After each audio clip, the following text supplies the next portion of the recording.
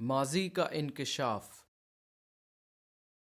ایک پرانے گاؤں میں ایک ملازم جو اس گاؤں کے سردار کے لیے کام کرتا تھا، اپنے غریب بیوی اور بچوں کو خالی ہاتھ چھوڑ کر مر گیا۔ ناظم نے اس کی موت کے بعد اس کے خاندان کو اپنے ساتھ رکھنے کا فیصلہ کیا اور اس کے بڑے بیٹے عرفان کی پڑھائی کا خرچہ اٹھایا اور خیال رکھا، یہاں تک کہ وہ ایک یونیورسٹی میں پروفیسر لگ گیا۔ اس کے بعد ناظم اور گاؤں کے لوگوں کا شکریہ ادا کرنے اور احسان لوٹانے کے بجائے وہ ظالم اور مغرور ہو گیا اور غریب لوگوں سے نفرت کرنے لگا۔ وہ اپنے شاگردوں کے ساتھ بھی انصاف نہیں کرتا تھا اور اپنی کلاس میں امیر طلباء اور خوبصورت لڑکیوں کو ناجائز فائدہ دیتا تھا، یہاں تک کہ وہ ان کو اچھے گریڈز بھی دے دیتا تھا جس کے وہ مستحق نہیں تھے، اور لائق غریب طلباء کے ساتھ اس کا رویہ اس کے بالکل برعکس تھا، اور وہ اپنی انا کی تسکین کے لیے غریب طلباء کو فیل کر دیتا تھا۔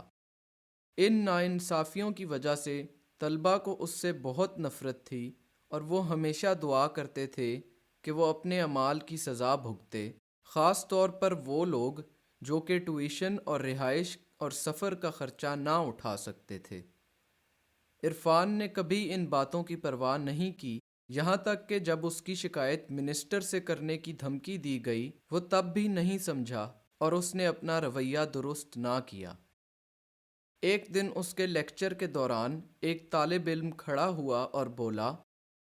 آپ نے مجھے گمراہ کیا اور مجھے کلاس میں فیل کیا جبکہ میرے تمام جواب درست تھے۔ کیا آپ نے نبی صلی اللہ علیہ وسلم کی حدیث نہیں سنی کہ اللہ ظالم کو مہلت دیتا ہے لیکن جب وہ اسے پکڑتا ہے تو اسے بھاگنے نہیں دیتا؟ اس سے پہلے کہ عرفان اس اسٹوڈنٹ کو کلاس سے باہر نکالتا، وہ طالب علم بولا، شاید آپ مجھے نہیں جانتے لیکن میں اسی ناظم کا پوتا ہوں جس نے آپ کے اور آپ کے والد کی وفات کے بعد آپ کے خاندان کی دیکھ بھال کی ہے۔ میرے والد نے آپ کو کپڑے اور جوتے عطا کیے اور یہ بھی کہا کہ جو پھل آپ کو پسند آتا ہے وہ آپ کو دیا جائے۔ تمام طلباء یہ سمجھتے تھے کہ عرفان ایک امیر گھرانے سے ہے، اور جب سب کے سامنے عرفان کا ماضی بے نقاب کیا گیا تو وہ زمین پر گر پڑا اور اس کے دماغ کی نس پھٹ گئی۔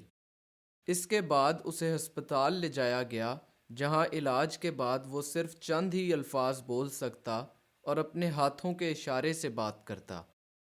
اسی دوران یونیورسٹی کی انتظامیہ نے اس کی اور اس کی سابقہ حرکتوں کی تفتیش شروع کی، جس سے یہ ثابت ہوا کہ وہ زیادہ تر طلباء کے ساتھ انصاف نہیں کرتا تھا، جس کے بعد اسے یونیورسٹی سے بھی نکال دیا گیا۔